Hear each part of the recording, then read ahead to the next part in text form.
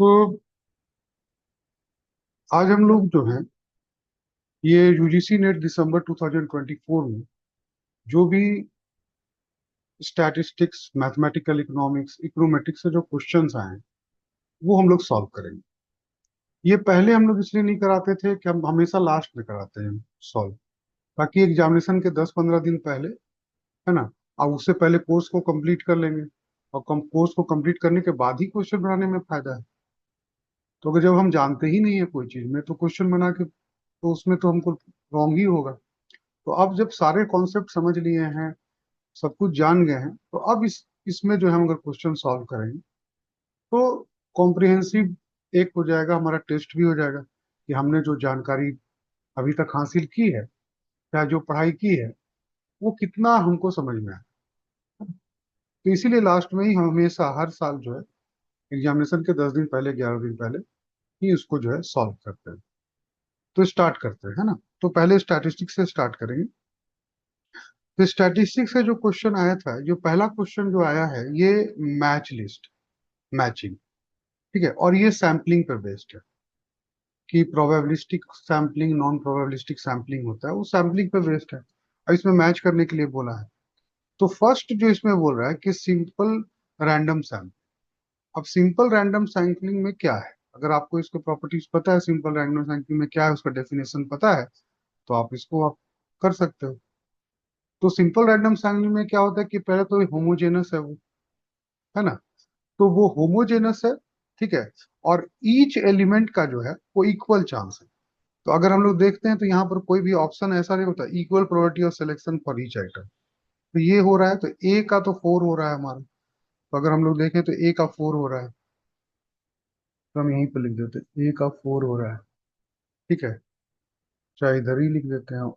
और systematic sampling, अब systematic समय एक सिस्टम में हमको करना है, ये भी जो है आपका प्रोबेबिलिस्टिक है, लेकिन इसमें क्या होता है कि पहला वाला जो है आइटम, जो पहला ये है, उसको हम लोग जो है रैंडमली सेलेक्ट करते हैं और उसके बाद एक सिस्टम में फर्स्ट से फिफ्थ या 10th या 11th ऐसे चुनते हैं, ठीक है। तो अब इसमें देखते हैं वैसा random selection of first unit and systematic selection of the rest. तो ये हो जाएगा तुम आपका सिस्टमैटिक सैंपल बी का 3, ठीक है। कोटा सैंपलिंग, है ना। अब ये कोटा सैंपलिंग है, ये कोटा है, तो इसमें सबका चांसेस नहीं है आने का, है ना। तो ये नॉन प्रोबेबिलिस्टिक सैंपलिंग है, तो सीधा सी का जो है वो 1 हो जाएगा। और स्ट्रैटिफाइड में होता है कि random choice of items from each stratum, तो भी डिफरेंट स्ट्रेटा में बांट देते हैं। अगर मेरा पॉपुलेशन हेट्रोजेनस है, ठीक है, तो उस केस में जो है हम पॉपुलेशन को अलग अलग स्ट्रेटम में बांट देते हैं और उसमें सब में से फिर हम रैंडम सिलेक्शन करते हैं। तो ये इसका जो है वो हमारा जो है डी वाला का जो है वो आ जाएगा तुम्हारा सेकंड। तो मेरे पास कोई ऐसा चॉइस होगा जिसमें ए का 4, बी का 3, सी का 1 और डी का 2 हो, तो ए वाला चॉइस ऐसा बनता है। तो यहाँ पर अगर हमको सैम्पलिंग के सभी probabilistic sampling, non probabilistic sampling types अगर पता है तो इस क्वेश्चन को हम इजीली, और एकदम सिंपल था ये, कोई तरह का मतलब सिंपल पढ़ के जाते तो इसको कर लेते, इसमें कुछ सोचने की भी जरूरत नहीं पड़ती। तो ये क्वेश्चन हुआ, इजी क्वेश्चन आया था। नेक्स्ट है कि if in a two variable regression the dependent and independent variable are y and x respectively. तो y जो है डिपेंडेंट वेरिएबल है, x जो है इंडिपेंडेंट वेरिएबल है। The coefficient of correlation between x and y is 0.8। तो r जो है कोफिशिएंट ऑफ कोरिलेशन जो होता है वो 0.8 दिया। Which of the following statement is correct? 8% variation in y is explained by x, 64% variation in y is explained by y, 0.8% variation in y is explained by x, and 80% of variation in y is explained by x। तो ये जो होता है हम लोगों का यहाँ पर आर स्क्वायर से इसको हम लोग निकालते हैं, ठीक है। तो आज आर जो है 0.8 है, तो हम इसका आर स्क्वायर निकालेंगे, जो कि इसको स्क्वायर कर देंगे तो 0.64 हो जाएगा। अब ये जो आर स्क्वायर है इसको कोफिशिएंट ऑफ डिटर्मिनेशन ही बोलते हैं, ठीक है।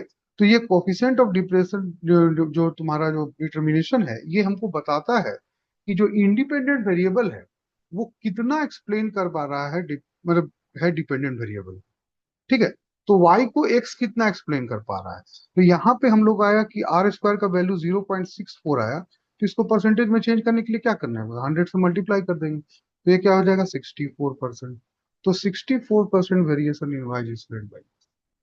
तो ये भी सिंपल था, पास्ट ईयर का क्वेश्चन आप करके आते तो ऐसा बहुत सा क्वेश्चन जो है वो आया हुआ था, तो इसको भी आप इजिली बना के आते, कोई भी प्रॉब्लम इस पे नहीं था। ठीक है, फिर ये मैचिंग क्वेश्चन है। अब इसमें आपको पता हो टाइप टू एरर क्या होता है, मीन मोड से कब बड़ा होता है, होमोजेनस पॉपुलेशन में क्या होता है, और टाइम रिवर्सल टेस्ट क्या होता है। ठीक है, तो यहाँ पे टाइप टू एरर, जबकि हम लोग जो है नल को रिजेक्ट नहीं करते हैं, जबकि उसको रिजेक्ट कर देना चाहिए। ठीक है, नल को एक्सेप्ट कर रहे हैं जबकि रिजेक्ट कर देना चाहिए। तो ये जो है इसका टू हो जाएगा, तो ए का टू हो गया। ठीक है, तो ए का टू आप देखिए कि यहाँ पर है कि किसी में नहीं है ए का टू। तो अगर आप एक ही ऑप्शन जान रहे होते हैं तो ही आप इसका क्वेश्चन का आंसर, क्योंकि कॉन्फिडेंटली आप जान रहे हैं, अब उसके बाद मिला लीजिए और देख लीजिए बाकी भी क्या होता है। मीन बड़ा होता है जब पॉजिटिवली स्क्यूड होता है तब, तो बी का थ्री हो गया। ठीक है, बी का थ्री। सी का होमोजेनस पॉपुलेशन किस में होता है, सिंपल रैंडम सैम्पलिंग में होता है। फिर देखो सैम्पलिंग से पिछला भी क्वेश्चन भी था, इसमें भी वही सैम्पलिंग का क्वेश्चन, तो ये सी का फोर।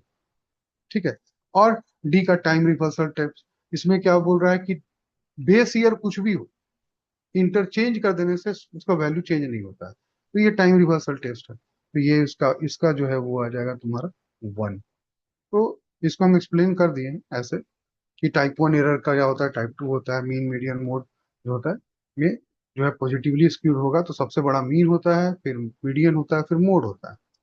ठीक है, तो अगर तुम्हारा जो है होमोजेनस है, तो सबसे ज्यादा बेस्ट सूटेड जो है वो सिंपल रैंडम सैम्पलिंग होता है।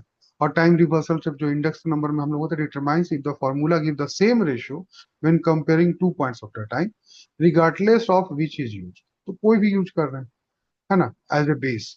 इन simpler term it checks if the formula work correctly both forward and backward in time. तो मैथमेटिकली इसको जो हम लोग रिप्रेजेंट करते हैं, P01 P10 equals to one, तो यही है इसका फोर हो गया। तो इसमें अगर हम लोग ये एक ही ऑप्शन जान रहे होते हैं ना, तो उससे हम बन जाता है, अगर मान लो फर्स्ट ऑप्शन जान रहे हो। तो कभी कभी मैचिंग में ना अक्सर जो है ऐसा दे देता है कि एक ही ऑप्शन आप सही से जानते हो, तो बाकी देखने की भी जरूरत है। आप 100% कॉन्फिडेंट हो कि यही ऑप्शन होगा, आप उसको करके आ जाओ और वही आंसर आप देख लीजिए। ठीक है, तो इसका ये हुआ। उसके बाद यहाँ पर दिया है प्रोबेबिलिटी से क्वेश्चन है ना। अब इसमें चार क्वेश्चन दिया है, उसको बोला है अरेंज करने के लिए, है ना, ये इंक्रीजिंग ऑर्डर में, छोटा से बड़ा में। ठीक है, तो सबका प्रोबेबिलिटी निकालना पड़ेगा। तो probability arrange the following events in the increasing order of probability.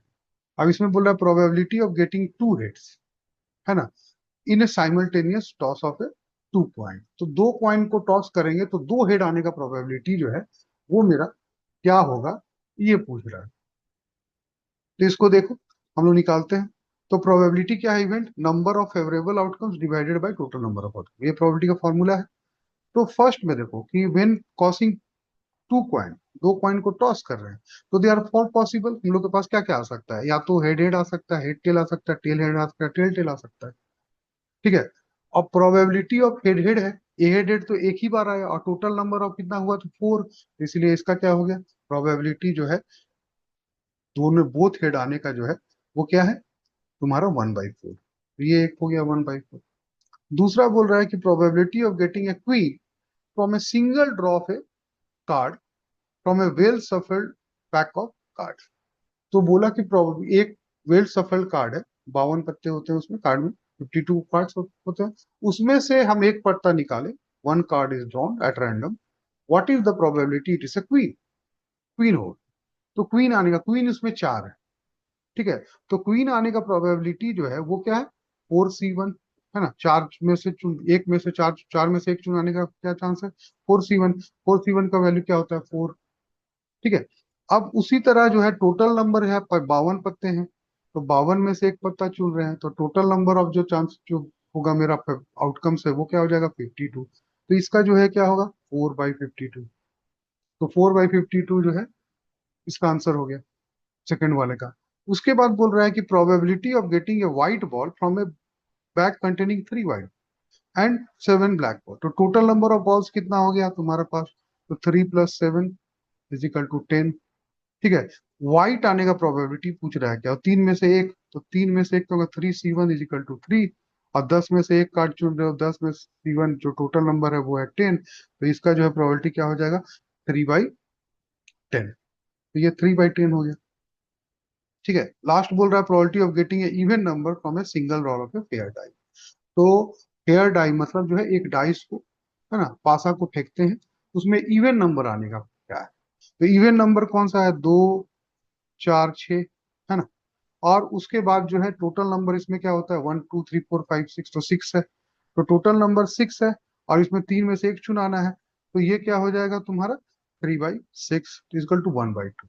अब इसमें तो ये तो सब निकाल लिए हम लोग, 1/2, 1/4। अब बोल रहा है कि छोटा से बड़ा के क्रम में सजाने का।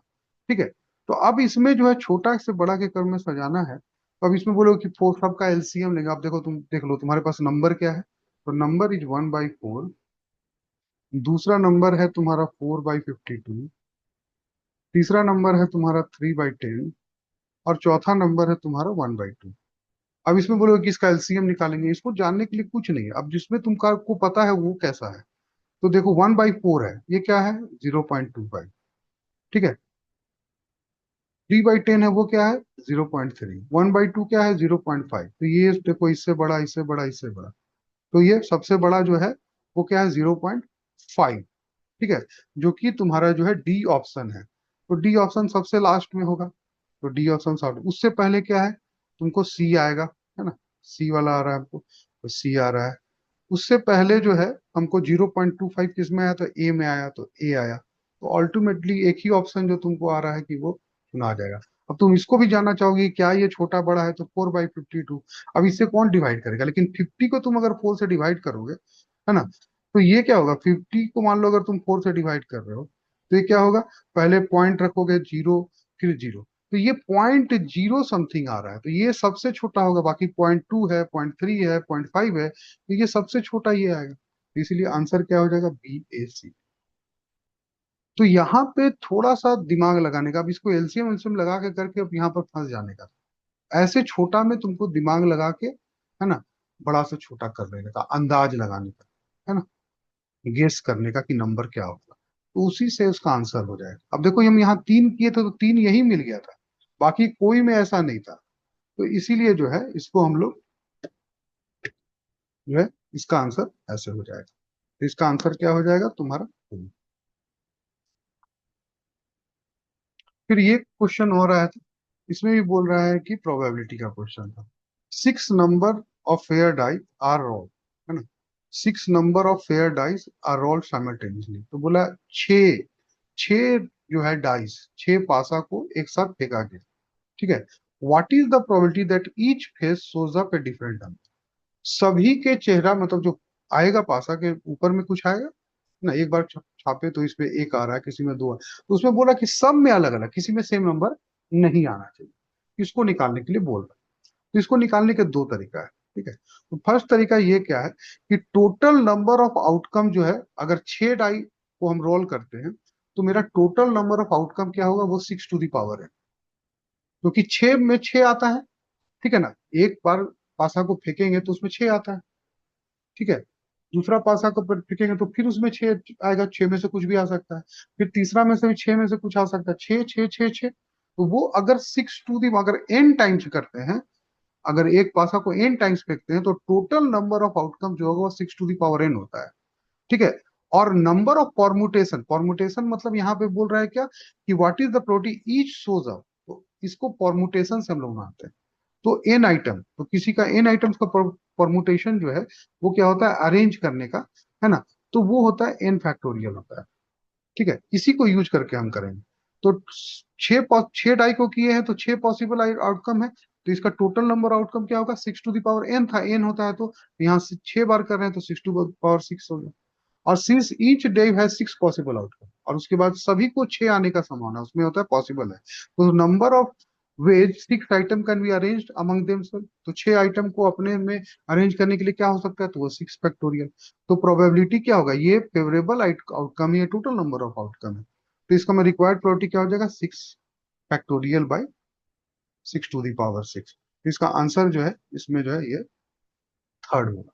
इसको दूसरा ढंग से भी सोचा जा सकता है कि बोल रहा है कि सब में अलग अलग होता है, ये तो टोटल नंबर तो 6/टू दी पावर 6 आएगा, ये तो यहीं से होगा, इसके नीचे वाला यहां से इसको चेंज करते हैं।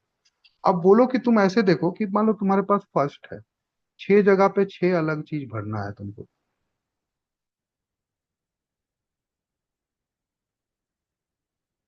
ठीक है। अब उसमें क्या है कि अगर मान लो फर्स्ट में 1 आ गया, ठीक है, तो इसको 6 तरीका से भर सकते हो तुम, है ना, इसमें 1 से लेके 6 कोई भी नंबर आ सकता है, तो इसको हम लोग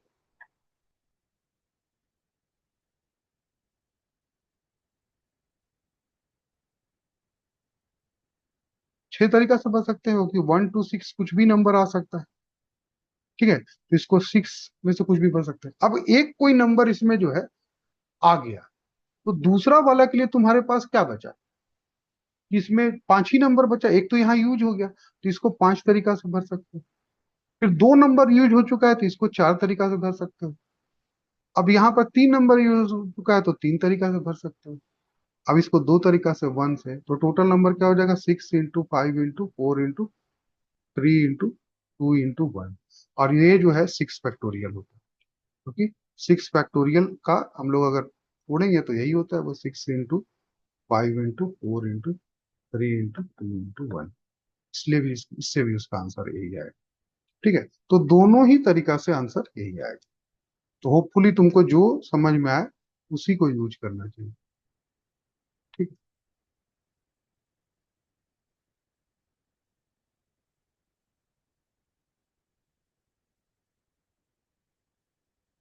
इसका आंसर थर्ड होगा। तो ये क्वेश्चन जो है आया था तुम्हारे स्टैटिस्टिक्स में।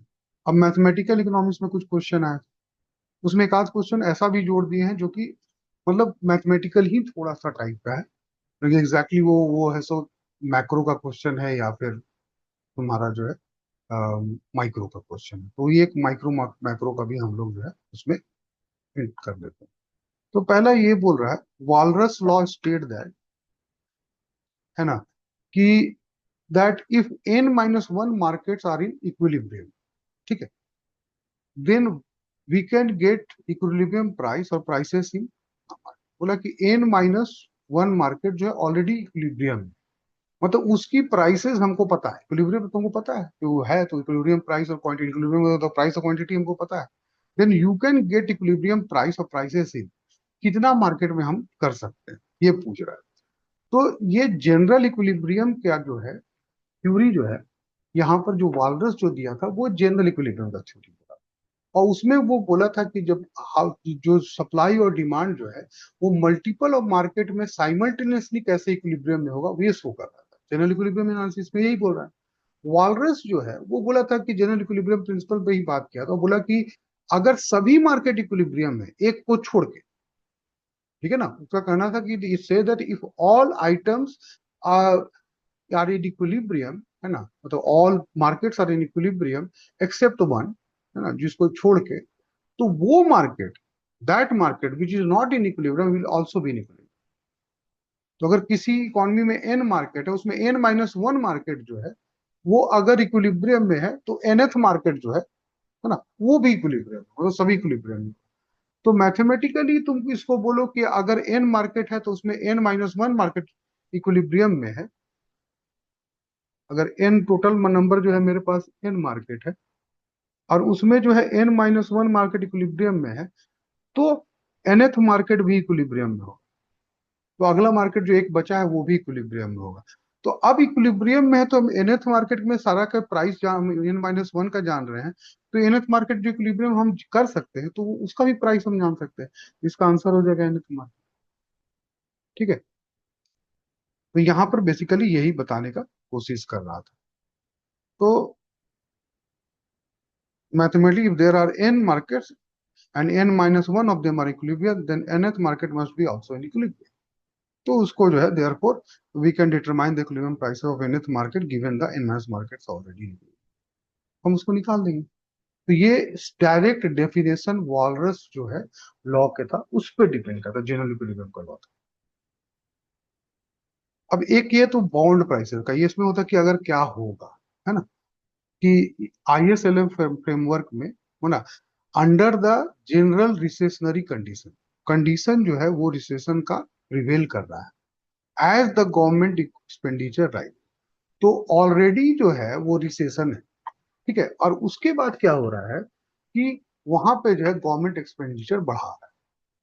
तो जैसे ही गवर्नमेंट एक्सपेंडिचर बढ़ाएगा, रिसेशन में है, गवर्नमेंट एक्सपेंडिचर बढ़ाएगा, तो ये तो तुम्हारा जो केन्स का जो कहना है उसी के हिसाब से कि क्यों गवर्नमेंट को आगे आना चाहिए रिसेशन में। तो उसमें बोला कि जैसे ही गवर्नमेंट जो है एक्सपेंडिचर बढ़ाएगा तो उससे क्या होगा, एग्रीगेट डिमांड जो है वो इंक्रीज होगा, एग्रीगेट डिमांड इंक्रीज होगा तो उससे हाइयर आउटपुट जो है होगा, और हाइयर आउटपुट होगा और इनकम भी बढ़ेगा। जैसे ही वो higher output and income increase होगा, है ना, तो transaction demand for money increase करेगा, तो आएगा, लोग मांगेगा ट्रांजेक्शन डिमांड के लिए, ठीक है, तो वो डिमांड जो है बढ़ा देगा। और अगर सप्लाई नहीं बढ़ा है ना, तो सप्लाई अगर रिजर्व बैंक चाहे फेडरल रिजर्व जो है ना जो भी बढ़ा नहीं रहा है, तो उससे क्या होगा कि तुम्हारा जो डिमांड ज्यादा हो जाएगा और सप्लाई जो है वो कम हो जाएगा। तो अब जब मनी का डिमांड ज्यादा हो जाए और सप्लाई जो है वो कम हो जाए, तो क्या करेगा कि अब तो डिमांड ज्यादा है और गवर्नमेंट है तो सप्लाई नहीं कर रहा है, तो क्या करेगा, पीपल जो है वो अपने पास, उसको चूंकि ट्रांजेक्शन के लिए पैसा चाहिए, तो वो क्या करेगा कि वो बॉन्ड को सेल कर, और बॉन्ड को सेल करेगा, ठीक है, ताकि उसके पास मनी आ जाए। तो अब जब बॉन्ड का सप्लाई बढ़ जाएगा, यहाँ बॉन्ड सेल करने लगा तो सब कोई बॉन्ड सेल करने लगा, तो उसका बॉन्ड का सप्लाई बढ़ गया, उससे क्या होगा कि बॉन्ड का प्राइस घट जाएगा। और जब बॉन्ड का प्राइस घटेगा तो उससे क्या होगा, रेट ऑफ इंक्रीज इंक्रीज कर जाएगा, ठीक है, रेट ऑफ इंक्रीज इंक्रीज करेगा तो लेवल ऑफ इन्वेस्टमेंट जो है वो कम हो जाएगा। और लेवल ऑफ इन्वेस्टमेंट जब कम हुआ, मतलब प्राइवेट इन्वेस्टमेंट जब कम होगा, तो वो हाइयर इंटरेस्ट रेट के कारण हो रहा है, और उसके जो है प्राइवेट इन्वेस्टमेंट कम हुआ तो उसके कारण एग्रीगेट डिमांड फिर वापस फेल कर गया। तो ये वाला साइकिल को जो है तुम्हारा केन्स जो है वो बताया था। तो पहला, अब इसमें उसी हिसाब से जो कहानी सुने उसी हिसाब से देखें, तो पहला क्या होगा कि जैसे ही जो है गवर्नमेंट एक्सपेंडिचर बढ़ाएगा तो क्या होगा, इंक्रीज जो है वो एग्रीगेट डिमांड इंक्रीज करेगा, तो aggregate demand of A commodity rises and rising the level of income, तो ये पहला होगा, तो बी इज द फर्स्ट। तो फर्स्ट हो गया हमारा स्टेप, क्या हो गया, बी, ठीक है।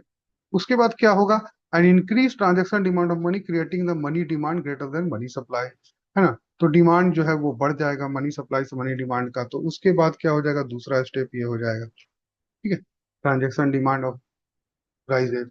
और वो जब बढ़ गया और गवर्नमेंट सप्लाई नहीं बढ़ाया तो लोग बॉन्ड बेचना शुरू कर देगा, ठीक है, तो बॉन्ड जब बेच रहा है, पीपुल सेल बॉन्ड, तो ये थर्ड में हो जाएगा, है ना। तो बी ई डी, है ना, बीईडी का किस में आ रहा है, तो ये दो ही नंबर पे आ रहा है, ठीक है, तो यहीं पर आ रहा है, इसी से ये आंसर हो जा रहा है, फिर तुम आगे देखो कि आगे वैसा हो रहा है कि नहीं।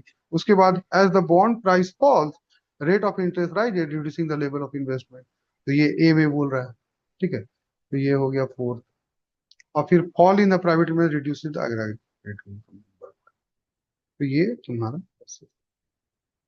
तो जब कोई क्वेश्चन पढ़ने लगो और तुम कॉन्फिडेंट हो, तो तुमको दो तीन स्टेप में आते ही तुमको समझ में आ जाता है कि आंसर क्या हो।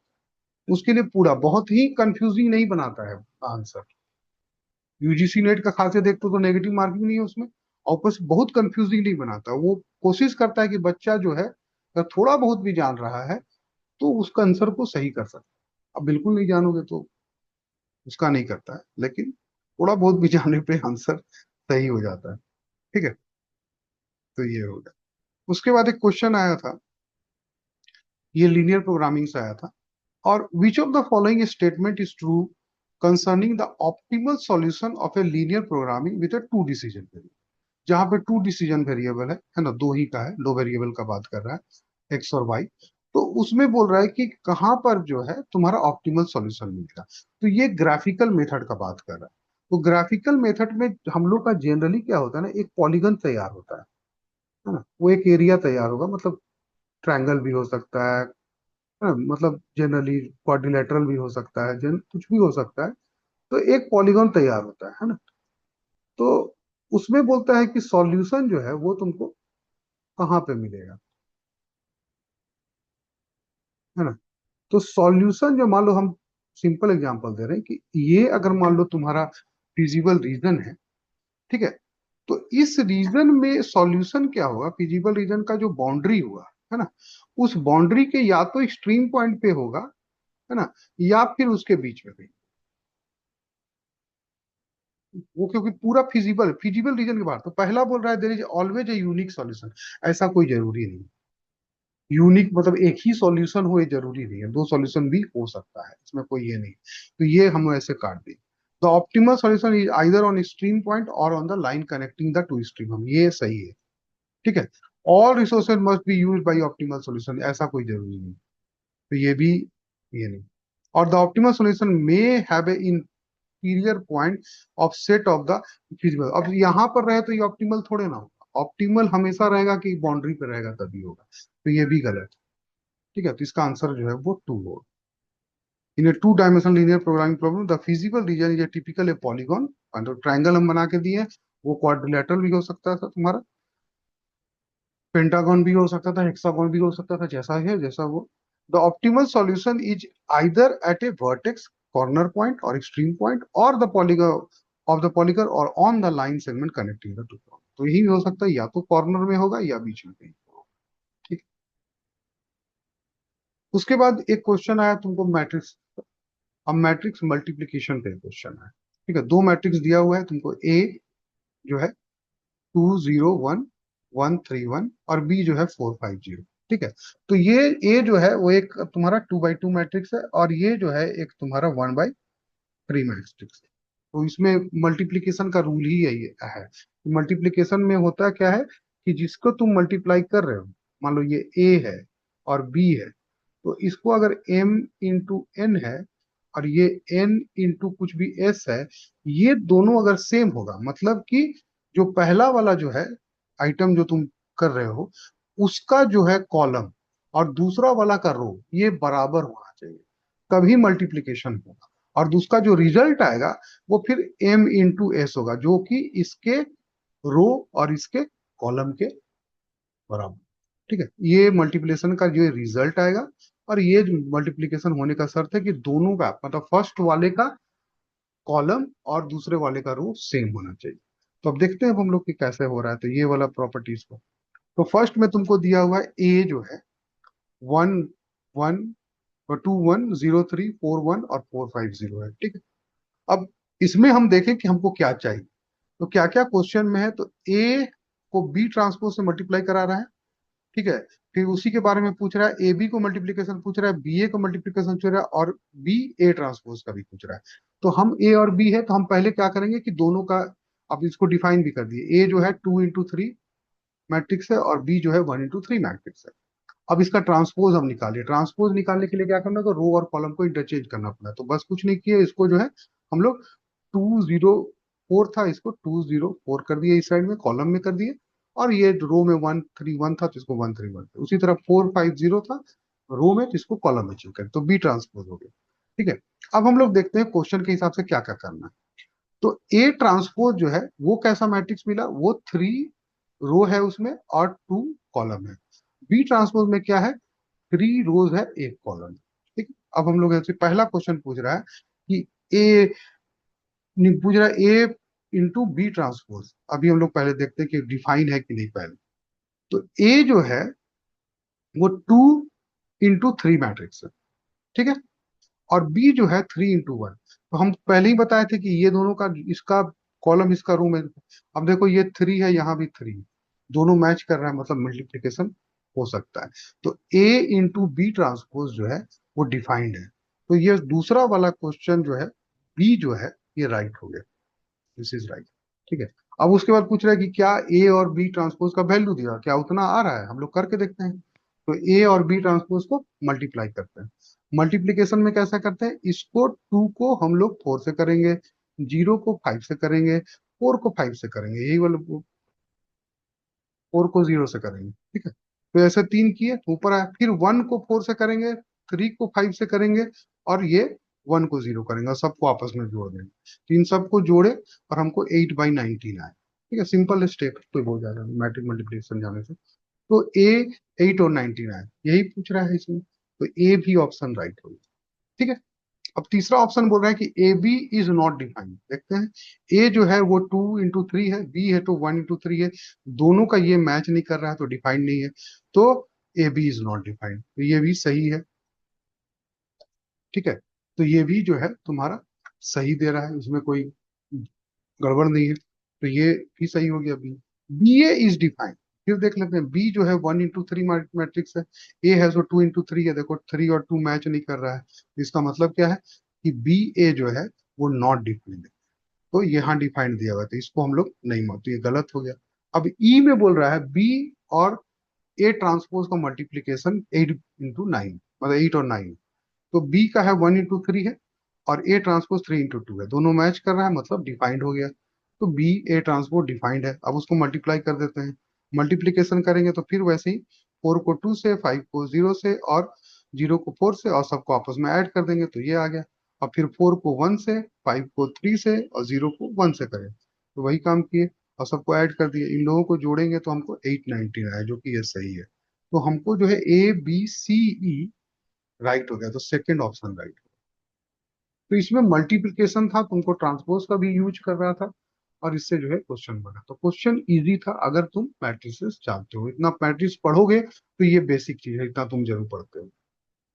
अब नहीं पढ़ोगे मैट्रिक्स तो उसको तो फिर कहाँ से होगा, तुमको तो नहीं कर सकते। तो इसका आंसर 2 होगा। फिर एक क्वेश्चन पूछा था, ये फिर पास्ट में आया हुआ है क्वेश्चन जो है, ये पहले आ चुका है, 2 बार आ चुका है ना? तो हम देखें शायद 2 बार आया। तो इसमें बोल रहा है कि for a production function Q is equal to a k to the power alpha l to the power beta where a alpha and beta are greater than 0, ठीक है। ये तुमको कंडीशन दिया हुआ है, तो पूछ रहा है कि कौन सा करेक्ट। अब ये जो है लिखा नहीं है कि ये कॉब डगलस प्रोडक्शन फंक्शन, ये कॉब डगलस टाइप का प्रोडक्शन फंक्शन है, लेकिन वो लिख के नहीं दिया है। लिख के देता तो तुम कॉब डगलस की प्रॉपर्टीज को इसमें यूज कर, ठीक है। तो अब बोल रहा है कि degree of homogeneity is 1, Cobb Douglas में डिग्री ऑफ होमोजेनिटी 1 होता है, लेकिन यहाँ ये कॉब डगलस नहीं हो, तुम खुद से अज्यूम मत कर लो कि ये कॉब डगलस है। इसमें जो डिग्री ऑफ होमोजेनिटी है वो अल्फा प्लस बीटा है, और कॉब डगलस में कांस्टेंट रिटर्न टू स्केल होता है, इसलिए alpha plus beta is equal to 1 होता है, इसलिए डिग्री ऑफ होमोजेनिटी वहां पे 1 होता है कॉब डगलस होने पे। यहाँ पर कहीं नहीं लिखा है कॉब डगलस है, अपने से अज्यूम मत करो, ठीक है। तो डिग्री ऑफ होमोजेनिटी जो है इसका अल्फा प्लस बीटा है, यहाँ पर दिया हुआ है 1 है, तुम नहीं कर सकते हो, और यहाँ पर दिया हुआ है अल्फा और बीटा 0 से बड़ा है, लेकिन कितना है ये नहीं दिया हुआ। तो ये तुम बोल नहीं सकते हो, तुम कॉन्फिडेंटली नहीं बोल सकते हो कि इसका डिग्री ऑफ होमोजेनिटी 1 होगा, तो अपने से अज्यूम नहीं करना है, तो ये ऑप्शन नहीं होगा। Output elasticity of with respect to capital is alpha, ठीक है। तो कैपिटल का पावर अल्फा है, हाँ वो ये राइट है, ऐसे हम लोग प्रॉपर्टीज है उससे भी जानते हैं, अभी तुमको डिराइव करके दिखा देते हैं। तो और पूछ रहा है कि मार्जिनल प्रोडक्ट ऑफ फैक्टर और एवरेज प्रोडक्ट, तो पहले हम लोग मार्जिनल प्रोडक्ट निकाल लेते हैं क्योंकि वो बाद में यूज होगा, ठीक है। अब it exhibits constant return to scale, यहाँ कहीं पर नहीं लिखा हुआ है constant return to scale, Cobb Douglas होता तो लिखा होता, तो ये भी हम लोग नहीं बोल सकते, ठीक है। तो मार्जिनल प्रोडक्ट निकाल देते हैं, तो इसको मार्जिनल प्रोडक्ट निकालने के लिए क्या करने का, इसको जो है तुम्हारा जो है इसको हमको डिफरेंशिएट करने पड़ेगा, डेल को, डेल तुम्हारा के, उसको डिफरेंशिएट करेंगे तो क्या होगा हमको, तो ए हो जाएगा के का हो जाएगा तो alpha K to the power alpha -1 L to the power beta, यही होगा। इसको हम अरेंज करके लिखेंगे तो यहाँ पर अल्फा पहले आ गया, नहीं इसको हम निकाल दिए, तो यहाँ पर हम ऐसे लिख दिए alpha A K to the power alpha -1 L to the power beta, इसको हम लोग अरेंज करके ऐसा लिख दिए, ठीक है। तो ये आ गया मार्जिनल प्रोडक्ट। अब output elasticity with respect to capital, तो किसी का भी इलास्टिसिटी क्या है, तो आउटपुट मतलब डेल क्यू बाई डेल के, और इंटू जो इलास्टिसिटी निकाल रहे हैं तो के बाई क्यू, इस पे फॉर्मूला पे लिखना है। तो डेल क्यू बाई डेल के तो अभी हम लोग निकाले ही है, तो इसका वैल्यू हम लोग यहाँ पुट कर दिए। ठीक है। और के की जगह के और क्यू के वैल्यू में ये वाला पुट कर दिए, तो ये वैल्यू पुट कर दी। अब तुम देखो कि ए के अल्फा है, तो इसको थोड़ा सा एक और अरेंज करेंगे हम लोग। ये क्या हुआ, अल्फा माइनस वन को हम लोग कोई भी ले, के अल्फा माइनस वन को हम लोग लिख सकते हैं क्या, K to the power alpha और into K to the power minus one. इसको हम लोग लिख सकते हैं K to the power alpha divided by K, क्योंकि किसी भी पावर का मतलब X to the power minus one मतलब होता है क्या, वन बाई एक्स। तो K to the power minus one क्या हो जाएगा, वन बाई के। तो उसी को हम लोग यहाँ पे यूज किए। ठीक है। तो ये के जो है उसके लिए नीचे आ गया।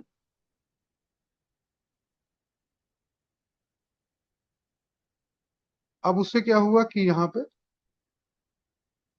हम लोगों का जो है, ये ऊपर का ये कट गया, ये कट गया, के कट गया, के कट गया, अल्फा बच गया। तो output elasticity with respect to capital जो है अल्फा आया, तो इसलिए ये राइट। ऐसे हम लोग जानते भी हैं कि अल्फा। ठीक है। कांस्टेंट रिटर्न स्केल कब होता है, जब alpha plus beta equal to one होता है। अब अल्फा प्लस बीटा वन है नहीं है हमको पता नहीं यहाँ पे। फिर एवरेज प्रोडक्ट बोल रहा है कि मार्जिनल प्रोडक्ट बराबर है, तो एवरेज प्रोडक्ट निकाल लेते हैं। एवरेज प्रोडक्ट में क्या करना पड़ेगा कि ये जो क्यू है तुम्हारा, A K alpha L to the power beta, इसको जो है एवरेज निकालने के लिए हमको क्या करना पड़ेगा, क्यू को हम लोग जो है तुम्हारा विथ रिस्पेक्ट टू के से डिवाइड करना पड़ेगा। ठीक है। तो के से तुम डिवाइड कर दो, के से डिवाइड करोगे तो ये भी के से डिवाइड हो जाएगा। तो ये क्या हो जाएगा, A to the power K to the power alpha minus one L to the power beta, ये आया इसका वैल्यू। ठीक है। अब तू बोल रहा है कि अब मार्जिनल प्रोडक्ट और एवरेज प्रोडक्ट बराबर है, नहीं बराबर है। यहाँ पर अल्फा एक एक्स्ट्रा दिया हुआ है, और ये जो है इसके पास ये दोनों बराबर है, लेकिन अल्फा इसमें एक्स्ट्रा है, इसमें नहीं है अल्फा, बाहर निकला हुआ। तो इसका मतलब ये दोनों बराबर नहीं है, तो ये भी रॉन्ग हो गया। तो केवल आंसर क्या हो गया, ओनली बी। तो इसका आंसर क्या हो गया, ओनली बी। ठीक है। यहाँ पर गलती वही बच्चा करके आया है कि उसको दिख रहा है कॉप डगलस की तरह, क्वेश्चन में कहीं नहीं बोला है कॉप डगलस है, वो सब कुछ लगा के आ रहा है और उसके बाद उसी हिसाब से सेट कर देगा। तो वो गलती करके, क्वेश्चन जब तक नहीं बोले अपने से एज्यूम नहीं करना। ठीक है। उसके बाद आज तक इनपुट आउटपुट एनालिसिस पे कभी भी जो है प्रॉब्लम नहीं पूछा, है ना। हॉकिंग साइमन कंडीशन पूछता था, है ना, उसी को फॉर्मूला पूछता था, है ना। बाय वो सब जो है उसका जो है तुम्हारा जो है आउटपुट इनपुट मैट्रिक्स क्या है उस सब के बारे में पूछता था। कभी प्रॉब्लम नहीं होगा, पहली बार प्रॉब्लम पूछा है। लेकिन उसमें भी कोई दिक्कत नहीं है, तुमको अगर मैट्रिक्स का इन्वर्स निकालने आता है, मैट्रिक्स मल्टीप्लीकेशन आता है, तो बहुत इजी है। तो क्या है कि तुमको जो है इनपुट आउटपुट मैट्रिक्स और टू सेक्टर दिया हुआ है ए, और तुमको जो है एक्सटर्नल डिमांड डी जो है दिया हुआ है, दो मैट्रिक्स दिया हुआ है। तुमको दिखाना what will be the optimum level of two commodity, मतलब एक्स का वैल्यू निकालना है। तो अब यहाँ पर जो है ऑप्टिमम लेवल ऑफ जो है तुम्हारा आउटपुट निकालना है। तो गिवन जो है इनपुट आउटपुट मैट्रिक्स, तो तुमको ए इक्वल टू दिस दिया हुआ है, external demand D is equal to 10 दिया हुआ है, जो एक है सो तुम्हारा कॉलम मैट्रिक्स है। ये एक टू बाई टू मैट्रिक्स है, ये एक कॉलम मैट्रिक्स है। ठीक है ना। तो ये मतलब टू इंटू वन। ठीक है। अब इसको निकालने के लिए हमको क्या करना, फॉर्मूला जो है वो है X is equal to I minus A whole का इनवर्स इंटू डी। ठीक है। इसमें आई जो है वो आइडेंटिटी मैट्रिक्स है, और उसका जो वैल्यू जो है, आइडेंटिटी मैट्रिक्स कुछ भी हो सकता है जिसके जो है तुम्हारा प्रिंसिपल डायगोनल वन होता है और बाकी सब जीरो होता है। ठीक है। तो वो कितना ऑर्डर का लेंगे हम लोग, तो जिस ऑर्डर का तुम्हारे पास जो है आउटपुट मैट्रिक्स, जो इनपुट आउटपुट मैट्रिक्स है ए है, तो वही लेंगे। तो मतलब टू बाई टू है तो तुमको टू बाई टू का लेना पड़ेगा आइडेंटिटी मैट्रिक्स, और टू बाई टू का आइडेंटिटी मैट्रिक्स क्या होगा, वन जीरो जीरो वन, ये होगा। ठीक है। तो तुमको आइडेंटिटी मैट्रिक्स जो है वहां पर वन जीरो जीरो वन जो है वो आ गया।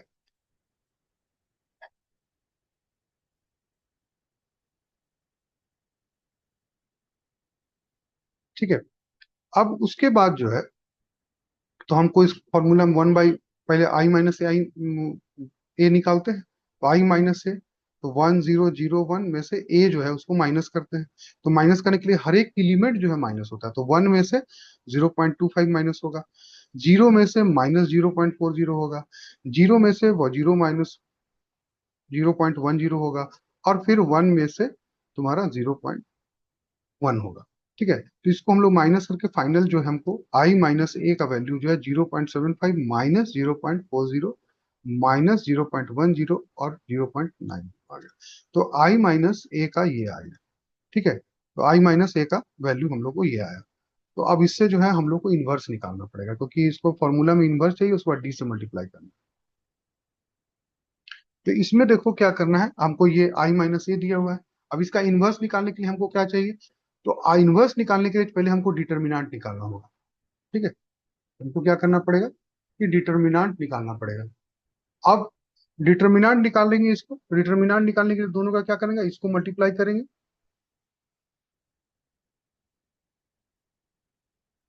इसको मल्टीप्लाई करेंगे, इसको क्रॉस मल्टीप्लाई करेंगे, और बीच में माइनस साइन होता है। ठीक है, तो 0.75 इंटू 0.90 और माइनस 0.10, और इन दोनों को मल्टीप्लाई करेंगे तो ये माइनस माइनस प्लस हो गया, फिर माइनस से मल्टीप्लाई होकर माइनस हो जाएगा, और ये जीरो पॉइंट इन लोग को मल्टीप्लाई करेंगे तो 0.675 आएगा, और माइनस 0.04 होगा। ठीक है, और उसे अब जो है डिटर्मिनेंट का वैल्यू आ गया तुम्हारा क्या, 0.635। ठीक है, अब हमको इसको निकालने के लिए हमको एडजॉइंट ए निकालना पड़ेगा, क्योंकि हमको जो है ए इनवर्स का फॉर्मूला जो होता है ना, वो क्या होता है, adjoint A divided by determinant of A. ठीक है, तो determinant of I minus A तो निकाल लिए हैं, अब हमको एडजॉइंट आई माइनस ए निकालना होगा। तो उसके पहले हम लोग कोफैक्टर निकालेंगे, कोफैक्टर निकालने का फॉर्मूला क्या है, -1 to the power i plus j। वो रो और उसका जो है आई जो है वो रो में कौन सा रो पोजीशन पे है, और जे जो है रो में क्या पोजीशन में उस पे बोलता है। मतलब कहने का मतलब है कि अगर तुम्हारे पास A11 दिया हुआ है, तो ये क्या बोल रहा है, ये बोल रहा है तुमको कि फर्स्ट रो और फर्स्ट कॉलम पे है। तो यहाँ पर ये आई की जगह 1 और जे की जगह 1, तो ये क्या हो जाएगा, -1 टू दी पावर 2, ये हो जाएगा तुम्हारा 1। लेकिन अगर A12 है, तो इसका मतलब क्या हुआ कि ये जो है तुम्हारा फर्स्ट रो के सेकंड कॉलम पे है, तो -1, और ये हो जाएगा 1 + 2 हो जाएगा, तो क्या हो जाएगा, -1 to the power 3, and that is equal to, तीन बार करोगे तो -1 आ जाएगा। ठीक है, ऐसे ही तो इसी तरह इसमें निकाले कि अब हम यहाँ पर A11 है ना, इसका पहला वाला पोजीशन का निकाल रहे हैं, तो ये जो है ना तुम्हारा, इसका को फैक्टर क्या होता है, इसके अपोजिट वाला, मतलब 0 पॉइंट तुम्हारा जो है, एक मिनट हटा देते हैं तो देखने में आसानी हो जाए।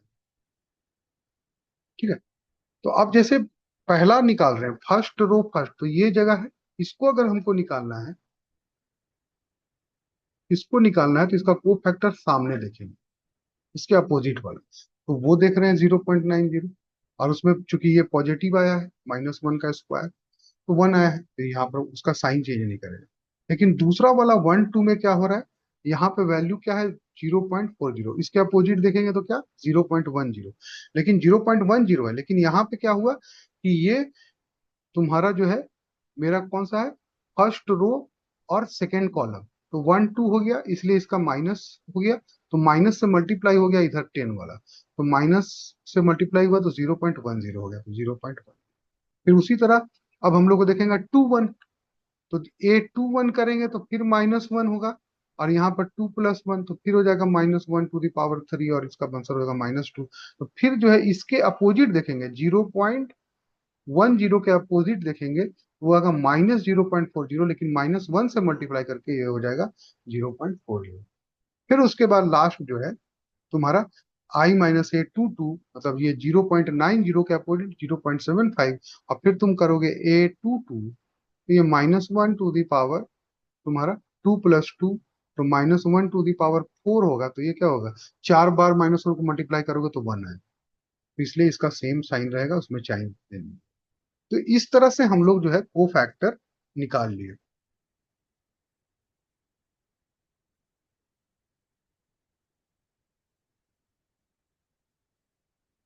ठीक है, अब को फैक्टर जब निकाले तो हमारा जो आया, को फैक्टर निकला 0.90, ये वैल्यू सब पुट कर दिए, 10, 0.40, 0.75। ठीक है, ये को फैक्टर आ गया। अब इससे हम वो एडजॉइंट निकालेंगे, इसका ट्रांसपोज होता है। एडजॉइंट टू ए क्या होता है, इसका ट्रांसपोज, वो फैक्टर का ट्रांसपोज, मतलब सी है मान लो ये अगर मान लो हम सी मान ले, तो ये एडजॉइंट जो है क्या, सी का ट्रांसपोर्ट, मतलब क्या है, इसका कॉलम को, रो और कॉलम को चेंज कर दो। तो 090 था तो 09010 आ गया, ये तुम्हारा रो था कॉलम बन गया, 0.40 रो था कॉलम बन गया।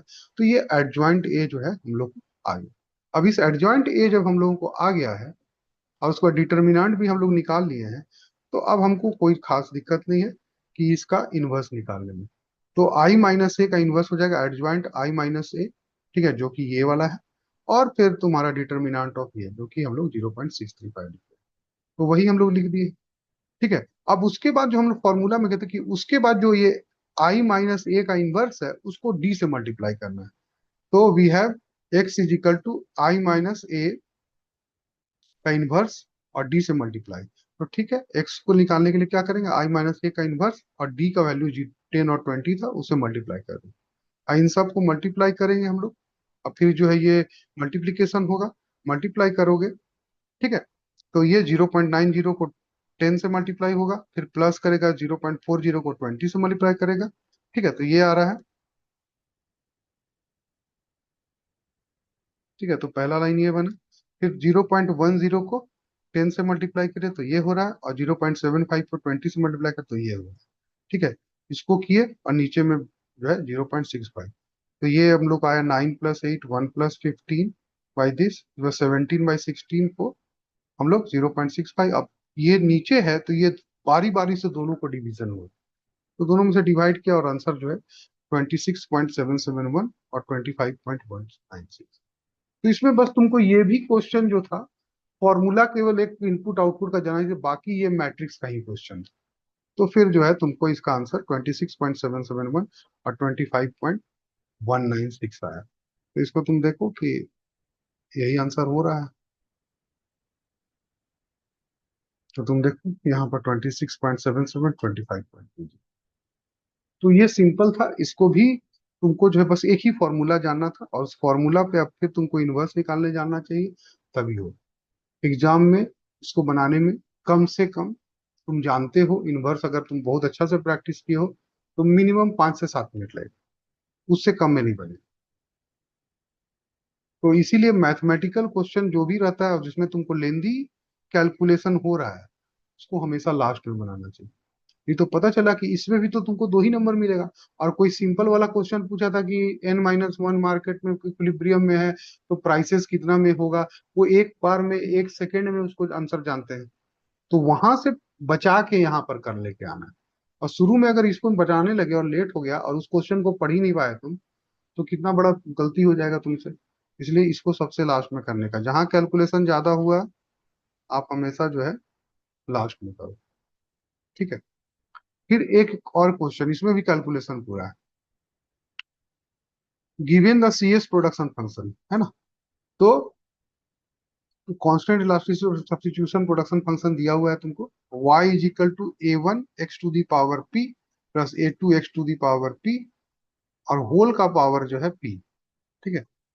The elasticity of substitution between the factors, अब इलास्टिसिटी ऑफ सब्स्टिट्यूशन तुमको निकालने को दिया। अब ये डायरेक्ट फॉर्मूला पे बेस्ड नहीं है तो तुमको निकालना पड़ेगा। तो यहाँ पे तुमको दिया हुआ है प्रोडक्शन फंक्शन जो भी है ना, उसको क्या, इलास्टिसिटी ऑफ सब्स्टिट्यूशन क्या है कि डिफरेंशिएशन ऑफ, है ना, लॉग, क्या है, log x2/x1 divided by differentiation of log MRTS, है ना, x1 x2। तो तुमको MRTS x1 x2 और x2 x1 निकालना होगा, उसका लॉग लेना होगा, उसका डिफरेंशिएट करना पड़ेगा। इतना स्टेप तुमको करना पड़ेगा इसको पहुंचने के लिए। ठीक है। तो पहले क्या के लिए हम लोग MRTS निकालते हैं, marginal rate of technical substitution. x1/x2 क्या होता है, marginal product of x1 divided by marginal product of x2। मतलब क्या है कि इसको जो है तुम्हारा प्रोडक्शन फंक्शन को एक बार x1 के रेस्पेक्ट में डिफरेंशिएट करेंगे, और उसको डिवाइड करेंगे फिर एक बार x2 वाला से। तो अगर इसको x1 के रेस्पेक्ट में तुम डिफरेंशिएट करोगे तो इसको डिफरेंशिएशन क्या होगा, p जो है वो सामने आ जाएगा। मतलब डिफरेंशिएशन अगर तुम करते हो, हम करके दिखा देते हैं, फिर बाद में नहीं करेंगे। y is equal to A1 x1 p plus A2 x2 p और whole to the power P. इसको हम लोग कर रहे हैं कि तुम्हारा del y by del x1, इसी को बोलते हैं हम लोग x1 के रिस्पेक्ट से कर रहे हैं। तो क्या होगा, पहले तो ये पूरा वैसे ही उतर जाएगा, p केवल बाहर आ जाएगा, A1 x1 p plus A2 x2 p, ठीक है, और ये p-1। तो ये तो पहला यहाँ पर हुआ। दूसरा फिर क्या है कि ये अंदर वाला को x1 से हमको करना पड़ेगा। तो पहला जो है यहाँ पर, ये A1 x1 को अगर हम लोग कर रहे हैं, A1 x1 p to the power p है, तो ये क्या हो जाएगा, p x1 to the power p-1। ठीक है, तो ये हो गया तुम्हारा। अब इसको हम लोग कर दिए यहाँ पर, ये आ गया, तो ये ही जो है यहाँ पहले लिखा हुआ है। ठीक है, तो ये ऐसे ही हुआ है। अगर तुमको नहीं समझ में आया तो हम यहाँ पर एक्सप्लेन कर, नाउ लेट मी रीरेज दिस।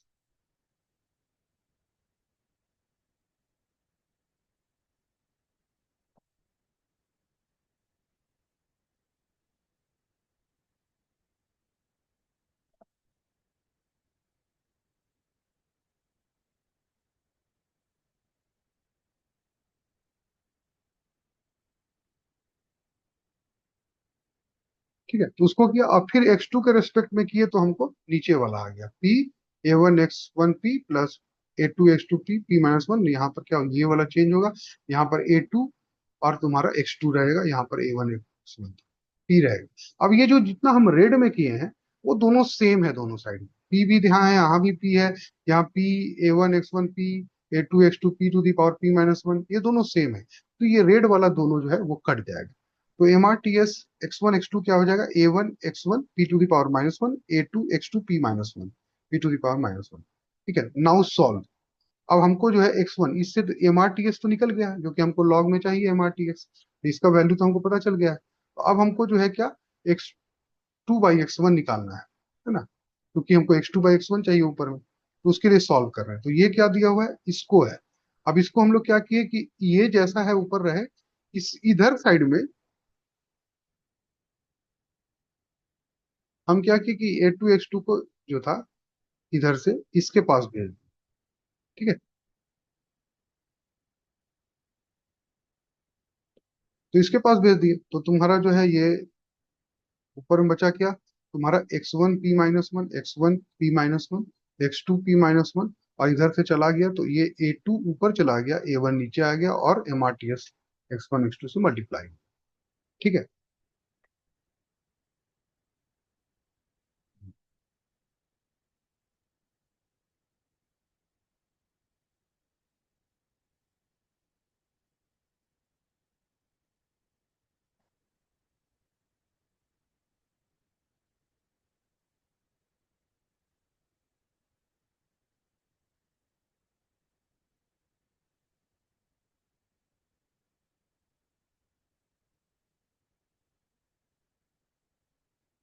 ठीक है। अब इसमें तो यही हो गया। अब इसमें से क्या किए हम लोग जो है, उल्टा कर दी कि x2 को ऊपर ले गए, है ना, x2 को ऊपर ले गए, तो x2 तुम्हारा जो है ऊपर आ गया, तो x2 p-1 x1 p-1, तो इससे क्या होगा, A1 ऊपर चला गया, यहाँ पर A1 ऊपर गया और नीचे A2 आ गया, और MRTX x1 x2 था वो ऊपर था तो नीचे आया। तो बस उल्टा कर दिया केवल, क्योंकि हमको x2/x1 चाहिए। उसके बाद तुम देखो क्या किए हम लोग जो है कि अब इसको वापस फिर से ऊपर लेके आए। तो इसको जब फिर से ऊपर लेके जाएंगे तो ये जो है -1 हो जाएगा। ठीक है, x2 ऊपर रहेगा, ये पावर -1 हो जाएगा, और फिर ये बदल के A2/A1 हो जाएगा। तो यहाँ पर क्या किए, एक्स को हम लोग क्या किए कि A1/A2 1/MRTS x1 x2 था। अब इसको हम लोग उल्टा इन्वर्स करने के लिए क्या करेंगे, तो ये हो जाएगा A2/A1, है ना। अब MRTS जो है x1 x2 रहेगा, लेकिन अब क्या है, इन लोग का इन्वर्स हो जाएगा टू दी पावर 1। फिर वही वाला था कि 1/x को अगर हमको लिखना है तो ये x-1 लिख सकते हैं। यही काम किए हम लोग यहाँ पे। ठीक है, अब देखो ये हम लोग आ गया था ऊपर में ले गए थे माइनवर्स, अब इसका जो है पावर को हम लोग इस साइड में लेके आएंगे, जो यहाँ ऊपर में पावर है ना, इसको दूसरा साइड लेके आएंगे। जैसे कि हम लोग को अगर एक्स का स्क्वायर है, ठीक है, अगर हमको इसके इक्वल टू साइन के इधर जाएगा ना, यहाँ पर मान लो दिया हुआ है ए, ठीक है, अब इसका स्क्वायर को अगर हमको हटाना है तो ये क्या होगा, एक्स इज इक्वल टू, है ना, ए टू दी पावर इधर आके हाफ हो जाएगा। सिंपल, जो तुम लोग करते थे, X square is equal to root A, X square is equal to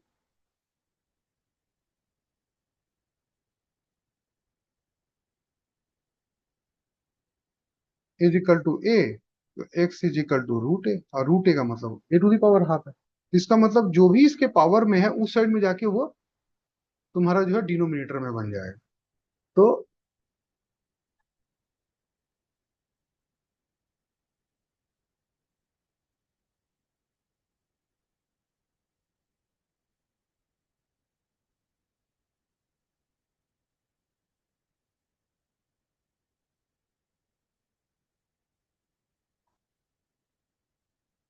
ठीक है, तो वहां पे क्या हुआ,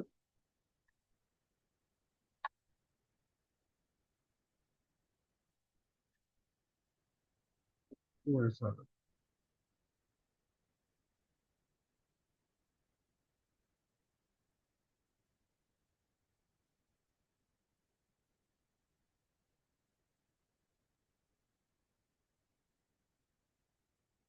तो उसके बाद क्या हुआ कि ये इस साइड में गया और डिनोमिनेटर में चला गया, -1 था, माइनस पी माइनस, और ये x2 और x1 दोनों का पावर सेम था, तो ये उधर साइड में चला गया। फिर क्या हुआ कि अब यहाँ पर p-1 और ये माइनस है, मतलब ये था -1/p-1। अगर ऊपर नीचे माइनस से मल्टीप्लाई कर दें हम लोग, इंटू -1 इंटू -1, तो ये क्या हो जाएगा, प्लस हो जाएगा ऊपर में। अब यहाँ पर p जो मल्टीप्लाई होगा तो ये -p हो जाएगा, और 1 मल्टीप्लाई होकर हो जाएगा प्लस में, और इसको हम लोग लिख सकते हैं 1/1 - p। ठीक है, तो वही काम किए, माइनस से मल्टीप्लाई कर दिए, माइनस कट गया, 1/1 - p रह गया।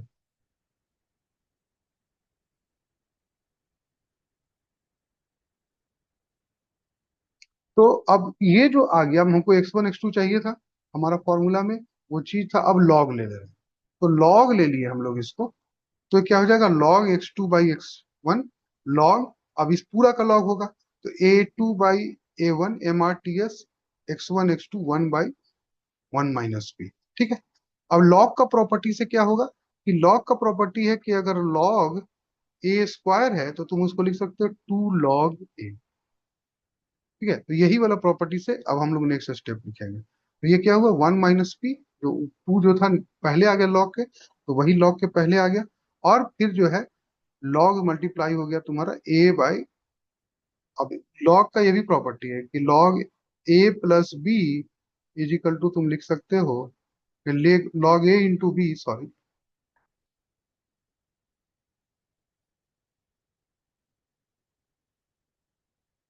अगर log a × b है, इसको तुम लिख सकते हो log a + log b। तो यहाँ पर a2 a1 और mrts में मल्टीप्लीकेशन था, तो log a2 + a1 प्लस लिख दिया इसलिए बीच में, और log mrts लिख दिया। ठीक है, अब उसके बाद क्या हुआ कि 1/p से सबको मल्टीप्लाई कर दिया अंदर में ले जाके, इसको भी किए और फिर इससे भी कर दिए, तो 1/p log a2/a1 plus 1/1 - p log mrts x1 x2, ये कर दिए। अब यहाँ पर हम लोग आ गया है, अब इसको डिफरेंशिएट कर देंगे with respect to log mrts। तो अगर इसको हम लोग लॉग में mrts डिफरेंशिएट करेंगे, ठीक है, तो हमको जो है वही है, सो तुम्हारा हमको इलास्टिसिटी ऑफ सब्स्टिट्यूशन वही मिल जाएगा। तो इसको जब डिफरेंशिएट करोगे ये में, तो इसमें तो mrts कहीं नहीं है, तो ये हो जाएगा 0। और इसको डिमांड लॉग mrts को लॉग mrts से डिफरेंशिएट करोगे तो जो कि जो उसके साथ बचा है वही बचा रह जाता है। ताकि अगर मान लो तुमको जो है लॉग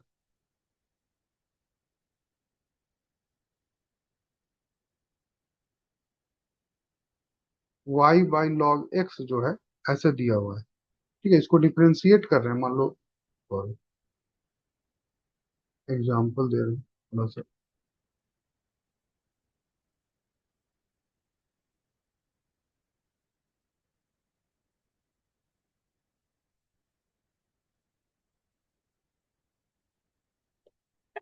तो अगर मान लो तुमको दिया हुआ है log y is equal to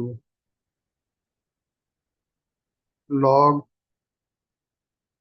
2 log x।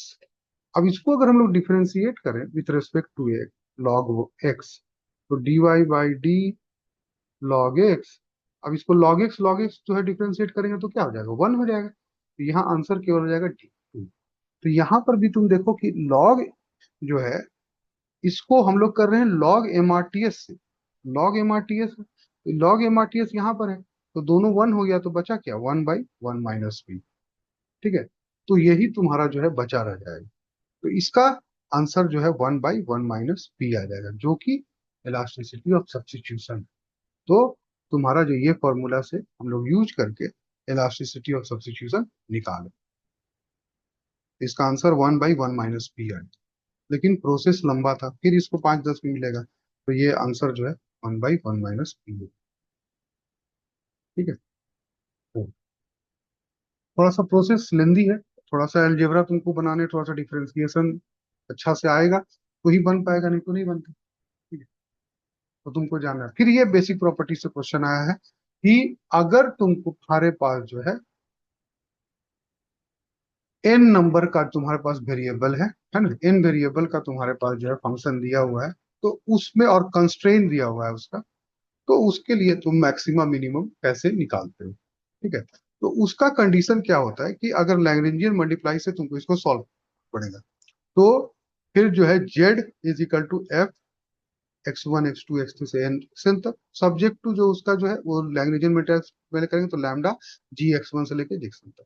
फिर उसके बाद इंडिविजुअल जेड लैम्डा से लेके जेड 1 जेड 2, मतलब फर्स्ट डिफरेंशिएशन डेल जेड को तुम डेल तुम्हारा x1 से करोगे, फिर तुम्हारा डेल जेड को तुम्हारा डेल x2 से करोगे, ठीक है, डेल जेड को डेल x3 से करोगे, ऐसा करते करते तुम्हारा xn तक करोगे, डेल जेड को डेल xn तक करोगे, और उसके बाद एक और जो है डेल जेड को तुम डेल लैम्डा के रिस्पेक्ट में करोगे, और इन सभी का वैल्यू जो है जीरो होना चाहिए। इसी के लिए जो है पहला चीज जो बोल रहा है कि फर्स्ट ऑर्डर मिनिमम कंडीशन है कि जेड, इसको हम लोग बोलेंगे जेड लैम्डा, ये है जेड एन, इसको बोलेंगे जेड 3, इसको बोलेंगे जेड 2, इसको बोलेंगे जेड एन।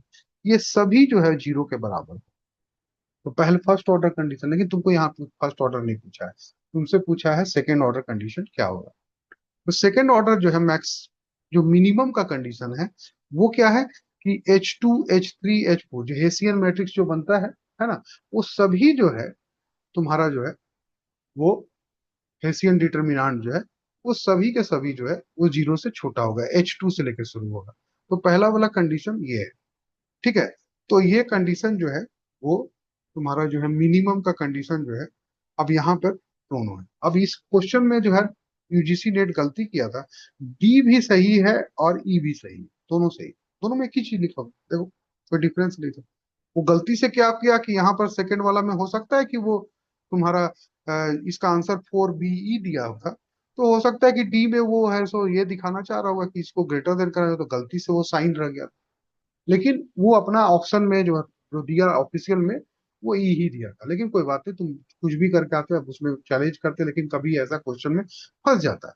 तो खैर मिनिमम का कंडीशन तो ये हो गया। अब मैक्सिमम का कंडीशन क्या है कि H2 ग्रेटर देन जीरो, उसके बाद अल्टरनेट, फिर H3 less than zero, H4 greater than zero, H5 less than zero, ऐसा करके -1 टू द पावर HN तक जाएगा ये। ठीक है, तो H2 से लेस देन से जीरो से तुम्हारा जो है ग्रेटर देन जीरो से स्टार्ट होगा। तो यहाँ पर जो सी ऑप्शन है ये H2 लेस देन जीरो, ये नहीं, ग्रेटर देन तो बी, इसलिए इसका आंसर बी है। लेकिन आंसर ये भी सही है, इसमें कोई दिक्कत नहीं। लेकिन यूजीसी था, कभी कभी ऑथोरिटी जो का बात हम लोग को मानना पड़ता है। चैलेंज भी किया था बच्चा लोग, लेकिन अब पता नहीं क्या फाइनल में हुआ, लेकिन रिजल्ट फाइनल आंसर की में इसको चेंज नहीं किया था, तो आंसर इसका 4 होगा। फिर एक क्वेश्चन पूछा तुमसे, एक आ रहा है कि marginal revenue of A firm is, तुमको जो है मार्जिनल रेवेन्यू जो है वो 10 दिया हुआ है, and the price it charges per unit is, तो प्राइस दिया हुआ है तुमको जो है 30, assuming that the firm is profit maximiser with his own price last demand of firm at that point of profit. बोला कि उसका जो है प्रॉफिट मैक्सिमाइजर है, तो उसका प्राइस इलास्टिसिटी ऑफ डिमांड है। तो अब तुमको क्या कोई फॉर्मूला पता है जो एमआर और पी दिया हुआ है? ठीक है, तो एक फॉर्मूला तो हमको पता है कि तुम्हारा जो है elasticity of demand is equal to A R divided by A R minus A M R. ये भी पता है। इसको थोड़ा सा अरेंज करेंगे तो दूसरा फॉर्मूला भी हमको आ सकता था, इलास्टिसिटी ऑफ डिमांड निकालना है हमको। ठीक है, तो उसी हिसाब से हमको जो है इसको सॉल्व करना पड़ेगा। तो अब तुमको दिया हुआ है क्या कि मार्जिनल रेवेन्यू, देखो यहाँ पर ये फॉर्मूला ये हो गया, इसी से निकल जाएगा। तो और ए आर को हम लोग जानते हैं क्या है, A R is equal to P. ठीक है, तो इस हिसाब से भी तुम निकाल सकते हो। तो अब इसमें तुम देखो, इसको पुट करो। तो यहाँ पर दिया हुआ है एम आर 10 दिया हुआ है, तो 10 पुट कर दिए, प्राइस 30 दिया, ठीक है, इलास्टिसिटी डिमांड निकालना है, इसको सॉल्व करेंगे। ठीक है, तो आगे ये चलेंगे 1/3, 1 + 1/d, 1/d इक्वल टू 1/3 -1, तो ये क्या हो जाएगा, -2/3। तो इलास्टिसिटी डिमांड हो जाएगा, उल्टा हो जाएगा इसको, तो -3/2 -1.5। तो ये आंसर। तो ये भी फॉर्मूला जाने होते तो तुम निकाल लेते, लेकिन जो है उसमें थोड़ा सा डिफरेंट आंसर इसमें आने का चांसेस होता है, लेकिन ये परफेक्ट फॉर्मूला।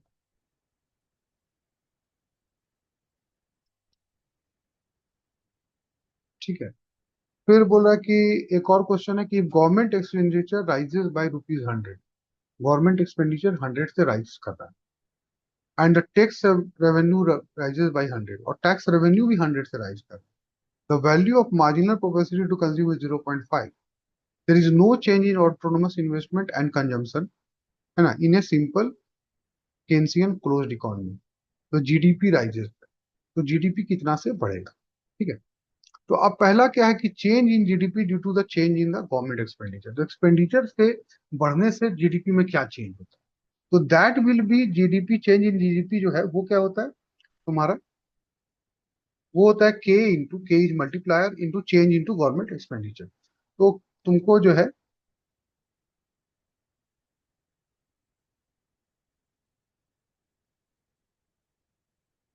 तो यहाँ पे क्या है, चेंज इन जीडीपी है, हमारा के मल्टीप्लायर है, और change in government expenditure.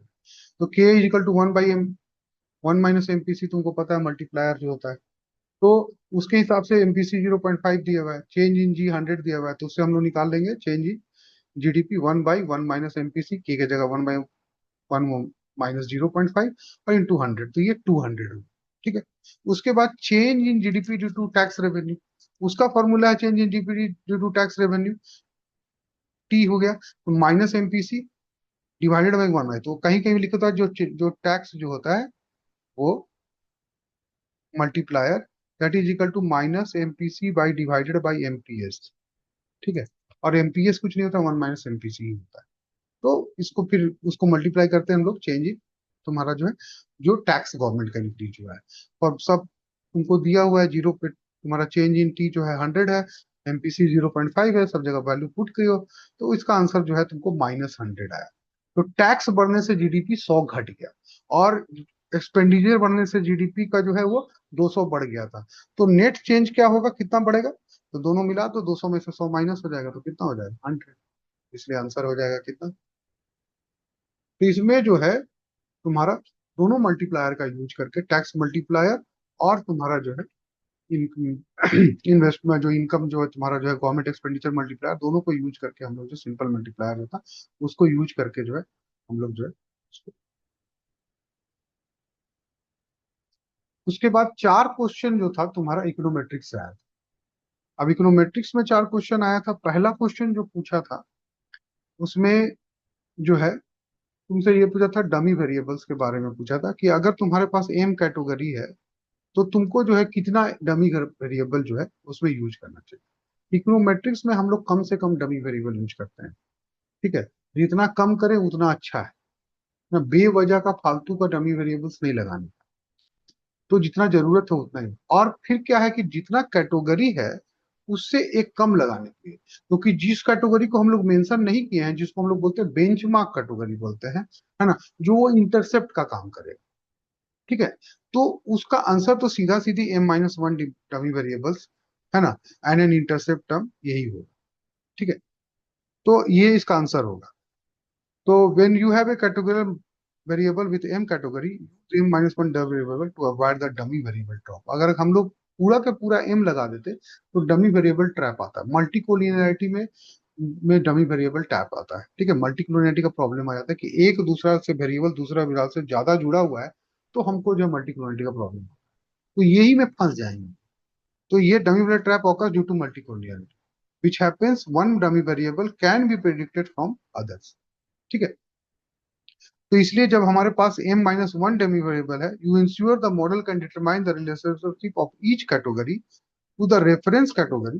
Reference category से करेंगे, और वो रिप्रेजेंटेड बाय इंटरसेप्ट होता है। तो पहले ही बताया तुमको कि स्टार्ट में कि वो रेफरेंस कैटेगरी होगा, जिसको बेंच मार्क कैटेगरी भी बोलते हैं।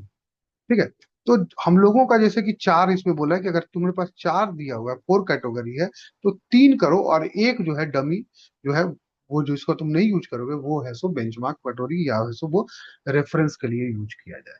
ठीक है, तो ये आंसर जो है इसका फर्स्ट होगा, विदाउट नहीं। तो विदाउट करोगे तब फिर तुम एम ही करना पड़ेगा।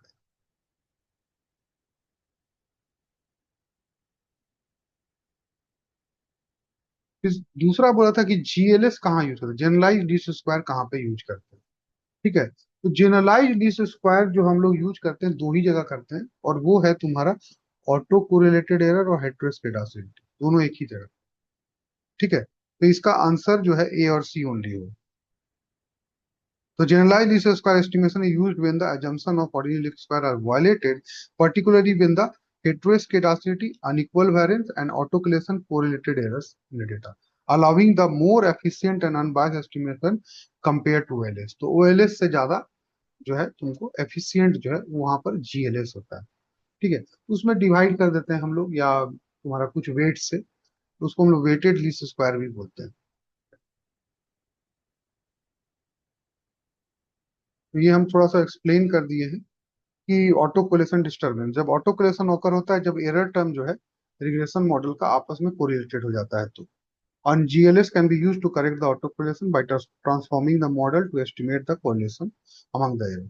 फिर heteroscedasticity कब आता है, heteroscedasticity offers to the situation where the variance of the error term is not constant across the variable। वो कांस्टेंट नहीं है, जो कि होता तो होमोस्केडास्टिसिटी होता, जो हम लोग चाहते हैं कि ओएलएस लगाने के लिए हमको होमोस्केडास्टिसिटी होना चाहिए एरर टर्म को, लेकिन वो नहीं होता। तो जीएलएस उसमें फिर भी लगाता है हेट्रोस्केडासिटी।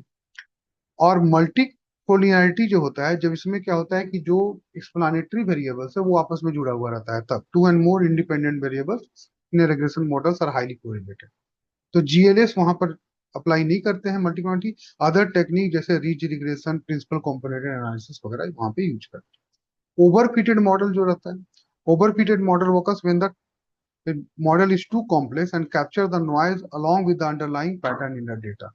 ठीक है, तो GLS do not specifically address overfitting technique, the cross validation or regularization are used to prevent the overfitting. तो इसमें भी जीएलएस यूज नहीं होता है। ठीक है, इनकरेक्ट फंक्शनल फॉर्म में दिया हुआ है तो भी जीएलएस यूज नहीं होता है। उसमें क्या होता है कि अगर तुमको जो है लीनियर, जैसे कि हम लोग का कॉस्ट कर्व, हम लोग जानते हैं यू शेप्ड होता है, तो अब उसको हम स्ट्रेट लाइन ले लेंगे, वो फंक्शन मेरा गड़बड़ा गया। तो जीएलएस उसको एड्रेस नहीं करता है, उसके लिए तुमको जो है स्पेसिफिकेशन टेस्ट और ट्रांसफॉर्मेशन जो है वो जरूरत होता है। फिर एक क्वेश्चन ये आता है, ये भी बहुत इंपॉर्टेंट क्वेश्चन है, कि तुमको साइमल्टेनियस इक्वेशन में कैसे जानेंगे कोई अनआइडेंटिफाइड है, ओवर आइडेंटिफाइड है, या फिर तुम्हारा जो है जस्ट आइडेंटिफाइड। ठीक है, तो उसके लिए ऑर्डर कंडीशन में हम लोग देखते हैं, उसमें क्या बोलता है कि state the total number of variable, जितना भी वेरिएबल है इंडोजेनस और एक्सोजेनस, है ना, वो टोटल जो है excluded from it must be equal to greater equal to endogenous variable in the model less then.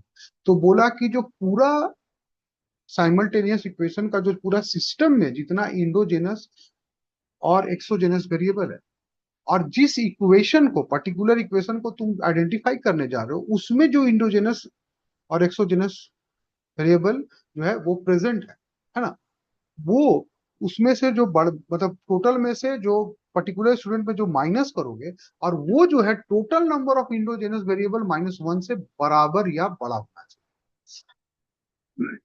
ये तुम्हारा जो है सफिशिएंट कंडीशन है, नेसेसरी कंडीशन है बट नॉट सफिशिएंट कंडीशन, ठीक है।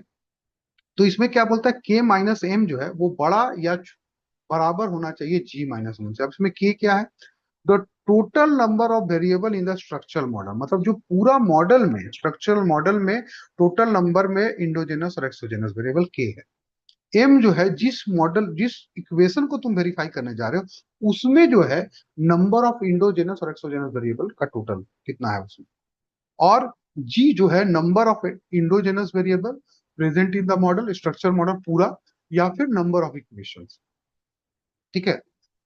और वन तो वन ही, वन माइनस कर ले तो K minus M equals to G minus one अगर हुआ है ना, तो एग्जैक्टली आइडेंटिफाइड होगा।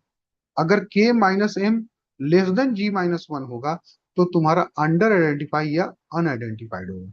और अगर के माइनस एम ग्रेटर देन जी माइनस वन होगा तो ये ओवर आइडेंटिफाइड। तो हम लोग अपना देखते हैं इसमें। इसमें क्या क्वेश्चन में तुम देखो कि मेरे पास टोटल नंबर पूरा इक्वेशन में मेरे पास जो है, पूरा स्ट्रक्चरल का इक्वेशन, तीनों इक्वेशन मिला के हमारे पास कितना टोटल नंबर ऑफ इंडोजेनस और एक्सोजेनस वेरिएबल। तो इंडोजेनस वेरिएबल क्या है, Y one Y two Y three, देखो Y two Y three Y three Y one. और कहीं पर तुमको वाई फोर नजर नहीं आ रहा है, कहीं पर वाई जीरो नजर नहीं आ रहा है, तो तीन ही है। उसके बाद इंडो एक्सोजेनस वेरिएबल एक्स कितना है, एक्स वन है, एक्स टू है, फिर एक्स टू है, फिर इसमें X one X two X three है, तो मतलब X three, X one X two X three, तो तीन इस भी है। तो इंडोजेनस और exogenous variable in the model, तो X Y one Y two Y three, X one X two X three. तो टोटल नंबर कितना हो गया, तो एक दो तीन चार पांच, तो के का संख्या जो हो गया वो छह हो गया। फिर बोल रहा है कि कौन सा, फर्स्ट इक्वेशन, तो पहला वाला इक्वेशन पूछ रहा है। इसमें जो है तुम्हारा जो है इंडोजेनस कितना है, एक्सोजेनस कितना है। तो इसमें जो है इंडोजेनस एक्सोजेनस क्या है, Y one Y two Y three तीन, और एक्स वन एक्स टू, तो पांच है इसमें। तो number of endogenous exogenous variable क्या है इसमें, तुम्हारा पांच है, ठीक है। तो टोटल नंबर क्या है, पांच। तो पांच हो गया। तो के माइनस एम जो है तुम्हारा कितना हो गया, और जी कितना है, तीन, टोटल नंबर इंडोजेनस और टोटल नंबर ऑफ इक्वेशन, तो Y one Y two Y three वो तीन है। तो के माइनस एम कितना होगा, सिक्स माइनस फाइव, वो हो गया वन। और तुम्हारा जी माइनस वन क्या हो गया, तो मान थ्री माइनस टू, टू हो गया। तो वन क्या है, टू से छोटा है कि बड़ा है, तो जनरली ये के माइनस वन छोटा है जी माइनस वन से। तो जब ऐसा होता है तो तुमको क्या होना चाहिए, अंडर आइडेंटिफाइड या अनआइडेंटिफाइड। तो आंसर क्या होगा, अनआइडेंटिफाइड। तो सिंपल था, तुमको बस यही पहचानना है कि endogenous exogenous variable total structure form में कितना है, और जिस इक्वेशन में करना चाह रहे हो उससे कितना है। तो स्ट्रक्चर फॉर्म वाला वाला से जिस इक्वेशन को तुम करो उसको माइनस करो, और फिर total number of endogenous minus one से उसको मिलाओ कि कौन बड़ा है छोटा है। जो अगर छोटा हुआ तो अनआइडेंटिफाइड, बराबर हुआ तो एग्जैक्टली आइडेंटिफाइड, और बड़ा हुआ तो तुम्हारा के माइनस में बड़ा हुआ तो तुम्हारा ओवर आइडेंटिफाइड। तो ये तरीका है इसको करने का। फिर उसके बाद देखो कुछ टेस्ट होता है ना, उसको जो है मैचिंग के लिए आता है। तो कुछ इंपॉर्टेंट टेस्ट है उसका ये है। अब डरविन वाटसन जो टेस्ट है, ठीक है। अब वो किसका है, अगर तुमको पता है तो तुम जो है इजिली इसको कर सकते हो, बहुत ही आसान इसको क्वेश्चन होता है, मैचिंग द क्वेश्चन। तो अगर डरविन वाटसन जो है, हम लोग जानते हैं कि ये ऑटो कोरिलेशन का होता है। तो ए का फोर, तो ए का फोर, तो तुम जहां ए का फोर हो गया दोनों तो इक्वेशन ऐसे ही खत्म। तो यही दोनों में से कुछ होता है। ग्रैंजर क्या होता है, तो ग्रैंजर जो है वो कॉजलिटी का टेस्ट है, ठीक है। तो वो कॉजलिटी का होता है, तो बी का थ्री, तो फिर ये भी ठीक है। फिरार ग्लोबर जो है क्या होता है, ये मल्टीकोलिनिटी का टेस्ट, ठीक है। तो फिरार ग्लोबर जो है वन, तो सी वन आंसर वन होगा, अब आगे देखेंगे नहीं। ग्लेसर जो है वो जो है तुम्हारा हेट्रोस्केडासिटी का टेस्ट होता है, तो ये हो गया तुम्हारा वन। तो ये तुम्हारा करेक्ट हम मैचिंग जो है, turbine Watson, auto correlation, ग्रैंजर कॉजिलिटी, फेरार Glauber मल्टीक्लोनिटी, और ग्लेसर जो है स्पेक्ट्रोस्कोपी। तो इसमें देखो कुछ डर्बिन वाटसन टेस्ट जो होता है ये हम लोग ऑटो कोरिलेशन में यूज करते हैं, ठीक है। और इसमें जो है टाइम सीरीज डेटा में जनरली मौजूद होता है। डर्बिन वाटसन में अगर डी का वैल्यू है ना, जो डी का वैल्यू है वो टू के होता है तो वो नो ऑटो कोरिलेशन होता है। अगर दो से नीचे होता है तो पॉजिटिव ऑटो कोरिलेशन होता है, और दो से ज्यादा होता है तो तुम्हारा ये जो है क्या करते हैं, नेगेटिव ऑटोकोरिलेशन होता है। ठीक है। ग्राइंजर जो होता है वो कॉजिलिटी का टेस्ट होता है, ये बताता है कि एक वेरिएबल दूसरे वेरिएबल को कॉज कर रहा है कि नहीं कर रहा है। ठीक है।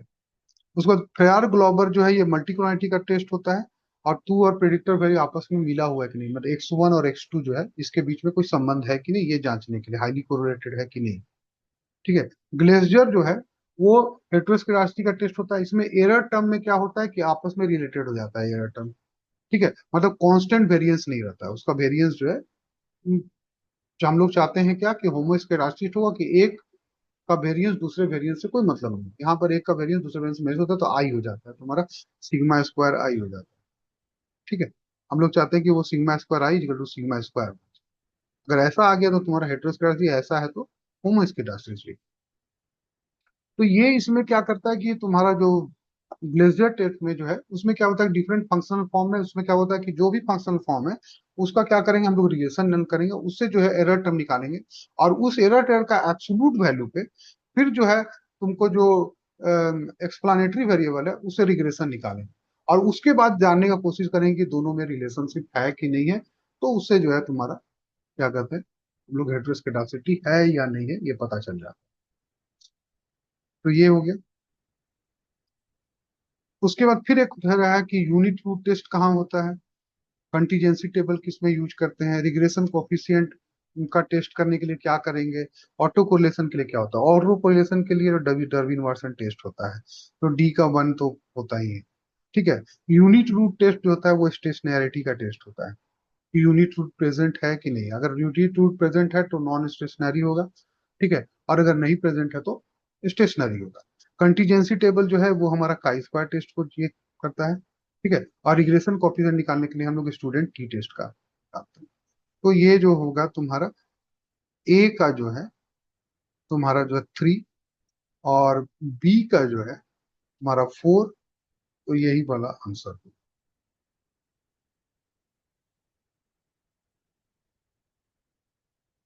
तो ये भी बहुत इजी क्वेश्चन था, दो ही हम जाने तो देखो दो ही में निकाले, हम तो बाकी मिलाए नहीं, ऐसा तुमको बताने के लिए बताया लेकिन हम दो ही किए बस, शुरू का दो किए उसमें हम आंसर मिले। तो ज्यादातर इकोनोमेट्रिक्स में ऐसा ही होता है। तो unit rate test is a statistical method used to determine if time series data has a unit root which indicates the non-stationarity. Example include the augmented reticular test of Philip Perron test.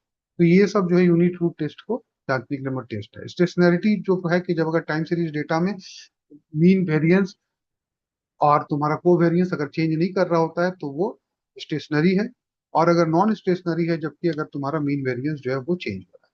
Contingency table में बता रहा है कि तुम्हारा count observation जो होता है, जैसे हम लोग बनाते हैं ना तुम्हारा ये दो वेरिएबल का जो कभी गेम गेम थ्योरी में बनाते हैं, वो कॉन्टीजेंसी टेबल का है, दोनों का बारे में जानना। तो उसमें कॉम्बिनेशन ऑफ टू वेरिएबल, इसमें दोनों का ये होगा तो क्या होगा, है ना। तो ये डेटा बना के हम लोग जो है काई स्क्वायर टेस्ट करते हैं, कि काई स्क्वायर जो है ना ये नॉन पैरामेट्रिक टेस्ट है। पैरामेट्रिक टेस्ट और नॉन पैरामेट्रिक टेस्ट में क्या होता है, क्योंकि हम लोग का कुछ का जो होता है, जैसे कि हम लोग टी टेस्ट कर रहे हैं, हम लोग एफ टेस्ट कर रहे हैं, हम लोग जो है तुम्हारा क्या कहते हैं हम, तो इसमें हम लोग क्या कर रहे हैं, जेड टेस्ट कर रहे हैं। इसमें क्या होता है कि हम लोग जो है मानते हैं कि हमारा जो डिस्ट्रीब्यूशन है वो नॉर्मल डिस्ट्रीब्यूटेड हो। अब हमेशा हमको नॉर्मल डिस्ट्रीब्यूशन तो नहीं मिलेगा, तो इसीलिए जो है अगर डिस्ट्रीब्यूशन नॉर्मल नहीं हो, है ना, तो उसमें बेस्ट टेस्ट कौन सा है, तो उस समय जो है तुम्हारा तब काई स्क्वायर जो होता है, उसको डिस्ट्रीब्यूशन से कोई मतलब नहीं होता है, इसलिए वो काई स्क्वायर टेस्ट करते हैं।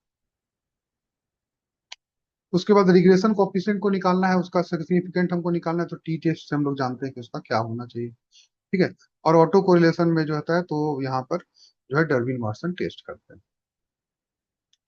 उसके बाद एक टाइम सीरीज का क्वेश्चन आया था तुमको, the unit rate root test for time series is based on null hypothesis. तो यूनिट रूट टेस्ट कर रहे हैं तो तुम्हारा उस समय जो है मेरा नल हाइपोथेसिस जो है वो क्या हो।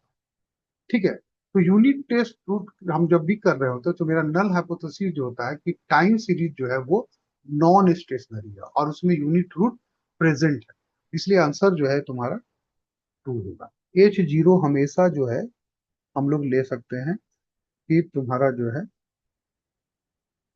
रो इज इक्वल टू जो है तुम्हारा वन।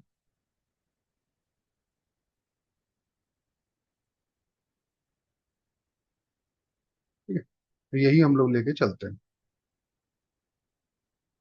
कि नॉन स्टेशनरी है, रो इज इक्वल टू वन है, तो अल्टरनेटिव जो है वो हमेशा जो है, अब rho is not equal to one आएगा, जनरली हम लोग इसमें लेस देन वन आता है, क्योंकि वन ग्रेटर देन वन में क्या होता है, एक्सप्लोसिव हो जाता है, तो इसीलिए। ठीक है, तो ये तुम्हारा क्वेश्चन था इस बार, जो है बहुत ही मतलब आसान क्वेश्चन पूछा था, कुछ मैथ्स का क्वेश्चन जो लेंथी पूछा था वो भी मैं जो था तुम्हारा, जैसे एक जो क्वेश्चन था वो तुम्हारा CS प्रोडक्शन फंक्शन वाला, वो थोड़ा लेंदी था, है ना। वैसे लेंथ बाकी तो दोनों था, जो वो क्या कहते हैं मैट्रिसेस वाला क्वेश्चन था, जहाँ इनपुट आउटपुट था, उसमें अगर तुम मैट्रिक्स जानते थे तो हो सकता है, लेकिन असली जो टिपिकल क्वेश्चन जो एक ही पूछा था, और वो था CES का इलास्टिसिटी ऑफ सब्स्टिट्यूशन का। बाकी जो है क्वेश्चन जो है थोड़ी बहुत भी अगर आप पढ़े रहते हो, फॉर्मूला तुमको पता है, तो मल्टीप्लीकेशन अगर तुम मैट्रिक्स का जानते हो तो वो बन जाता है। तो होपफुली जो है तुम लोगों को समझ में आया होगा इसको। ठीक है, अब हम कुछ कोशिश करेंगे कि कुछ और तुम लोगों को जो है इकोनोमेट्रिक्स का इंपॉर्टेंट टाइप का कुछ क्वेश्चंस वगैरह जो है, टेस्ट कौन कौन से होते हैं इस टाइप का जो है कोशिश करेंगे तुम लोगों के लिए लेके आने। तो थैंक यू, फिर मिलते हैं।